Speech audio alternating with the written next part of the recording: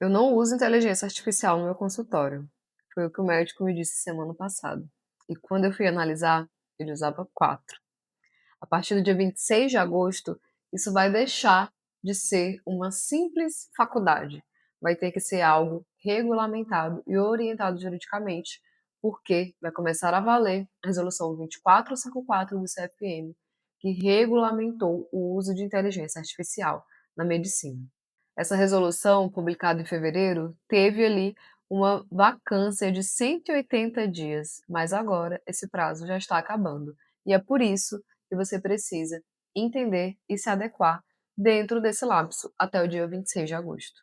O CFM trouxe essa orientação não só para sistemas complexos, não é só assunto de grandes hospitais ou de grandes empresas, é assunto do médico que utiliza o chatbot, que utiliza a transcrição de consulta, que tem algum sistema de gestão financeira ou de insumos com inteligência artificial. Então, tudo isso é assunto que o CFM trouxe e você precisa entender para se adequar e continuar utilizando inteligência artificial de forma segura dentro da sua clínica. E todo esse assunto, ele passa pelo CFM porque nós estamos falando de um tipo de tecnologia que é bem diferente do que você usou até hoje aí na sua clínica. Não é mais algo programado para fazer uma tarefa e repetir aquilo eternamente sem nenhuma alteração. Sistemas com inteligência artificial, eles aprendem com a própria experiência, cada prompt, com cada resposta. Então, eles melhoram a si mesmos. Com esse objetivo de melhorar, eles também podem apresentar alucinações, alguns erros de inteligência artificial que você vai demorar a perceber. E o problema disso tudo é que isso pode gerar um erro em escala ou até um prejuízo financeiro muito grande para a sua clínica. Toda vez que sai uma nova norma, geralmente existem duas afirmações. Há quem diga que acabou a inovação, barraram tudo, e há quem diga que aquela lei, aquela norma, não vai mudar absolutamente nada na prática. Mas essa resolução do CFM, ela é diferente, porque apesar de ser de 2026, ela vem exatamente na linha do que a própria Organização Mundial da Saúde já fala desde 2021 sobre o desenvolvimento de inteligência artificial na saúde, sobre uso ético, sobre princípios para utilização e o principal, sobre a decisão final ser humana, ou seja, do médico. O que a resolução do CFM fez foi pegar o que já é um princípio de orientação de ética médica, lá do Código de Ética, mas todas as orientações e discussões de uso ético de inteligência artificial na saúde e traduzir em uma resolução. E o que isso muda?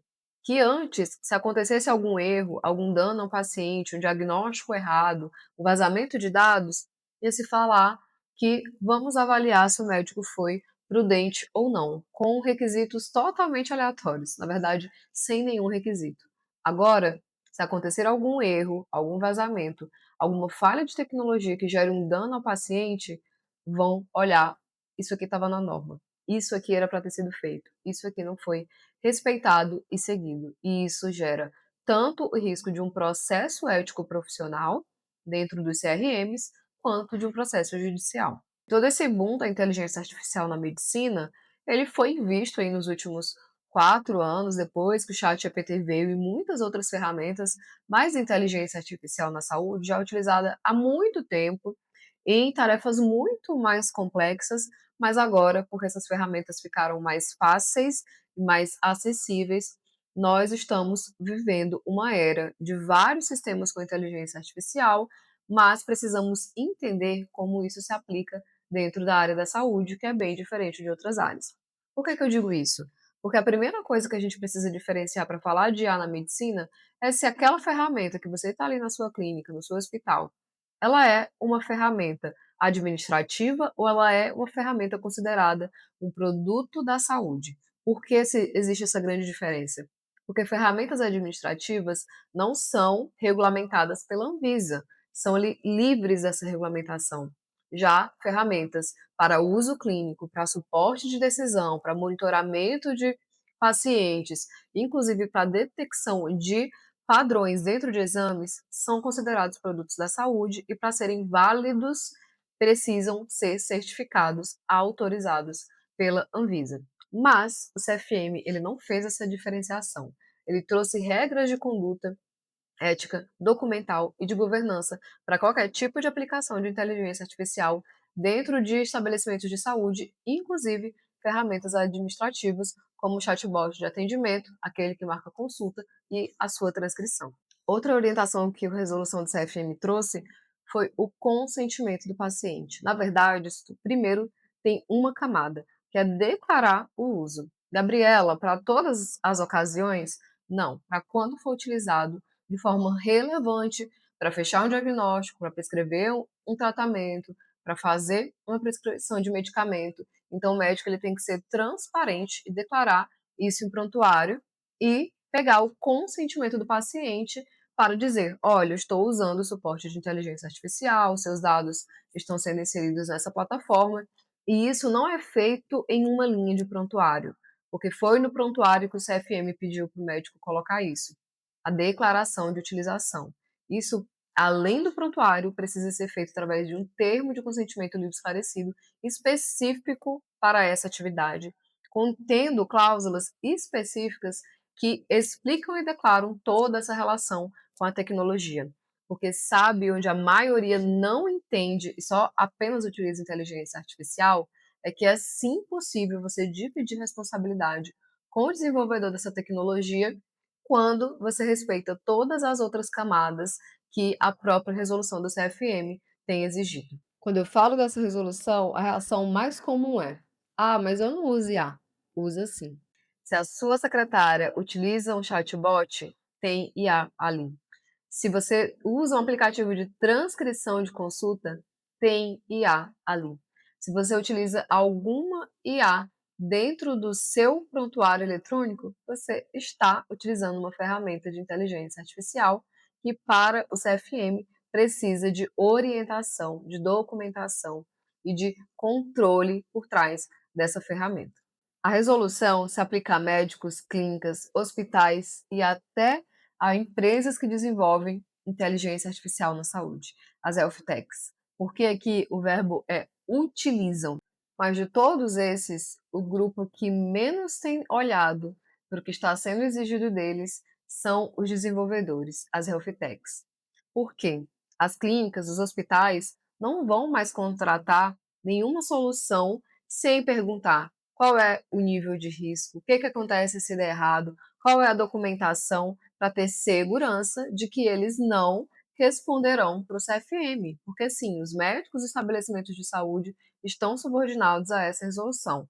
As empresas que desenvolvem as health techs não estão, porém vão precisar se adequar para conseguir vender sem atrito e sem objeção para os estabelecimentos de saúde. Se você é fundador de Health Tech e está assistindo esse vídeo, com a resolução do CFM, está em ordem, deixou de ser custo, virou requisito de venda.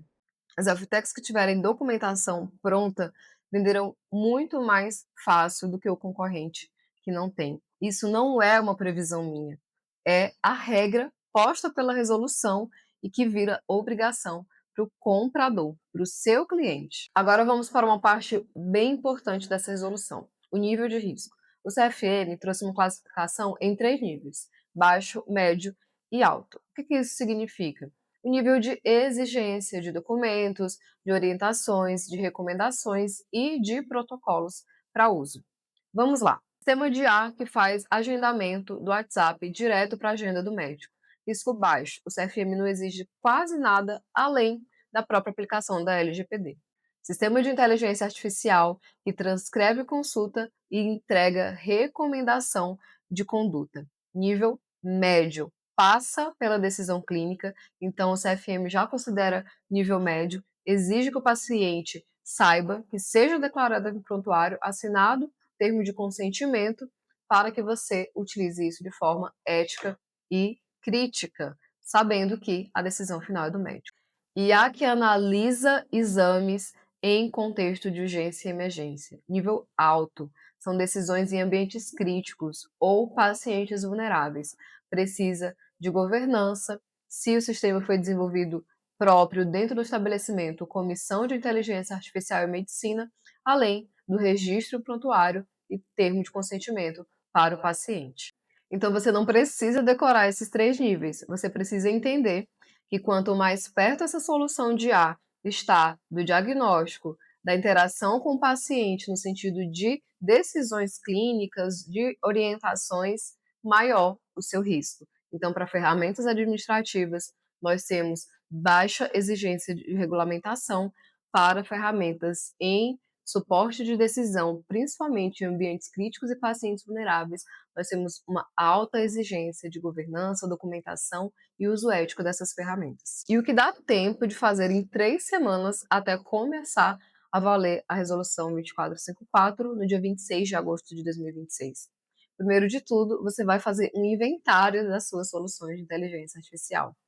Pensa com calma. Onde você está utilizando IA? É na transcrição? É no chatbot? É dentro do sistema que você contrata, que tem alguma solução de IA? Faz uma lista disso tudo. E essa lista é 70% do trabalho, porque não dá para medir risco de ferramenta que você nem sabe que tem. Em segundo lugar, você vai entender, reassiste esse vídeo e entende quão próximo do uso clínico essa ferramenta está. Então, para aquelas que estão participando da sua consulta, te ajudando a diagnosticar, te ajudando a prescrever, você vai ali declarar o uso para o paciente, vai adotar o modelo de TCLE, vai começar a fazer esse registro no prontuário, mas não é uma linha declarando que utilizou inteligência artificial. Tem requisito específico para isso e eu vou trazer o vídeo para falar exatamente sobre esses critérios. Critérios que não estão lá na resolução do CFM, mas que são fruto de estudo e orientação que eu tenho prestado para todos os meus clientes nos últimos 4 anos. Terceiro, olhar os contratos com fornecedores. Recomendo que você tenha suporte jurídico para isso. Eu trabalho com toda essa parte de governança, de documentação, de análise do que é seguro para a sua clínica e de como utilizar essas ferramentas. Por quê? Já falei nesse vídeo. Existe a possibilidade de dividir responsabilidades quando uma IA erra, mas isso só vai ser aplicado se você respeitar toda a base que vem antes disso. E para encerrar, eu quero te falar com clareza qual é o meu posicionamento como advogada especialista em direito médico e inteligência artificial na saúde. Eu sou a favor do uso da IA na medicina. E não é com reserva, não é com desconfiança, é só a favor mesmo do uso de inteligência artificial na medicina. Eu sei os potenciais, eu sei e vejo como ela pode ser aplicada de forma benéfica dentro da área da saúde, mas eu sempre levo o alerta. Utilizar IA na medicina não é a mesma coisa que utilizar inteligência artificial para fazer o seu roteiro de viagem, para gerenciar o estoque de uma loja. Nós estamos falando de saúde e lá na ponta tem uma vida, tem uma decisão de tratamento, tem um momento específico para aquele cuidado chegar naquela pessoa. Então, são decisões que direcionam saúde e bem-estar. Por isso, nós precisamos continuar seguindo esse caminho de orientações e regulamentações que geram a segurança do paciente e, ao mesmo tempo, a segurança do próprio profissional que utiliza essa ferramenta para que ele não seja sempre o responsável final por todo e qualquer erro de tecnologia que pode sim acontecer.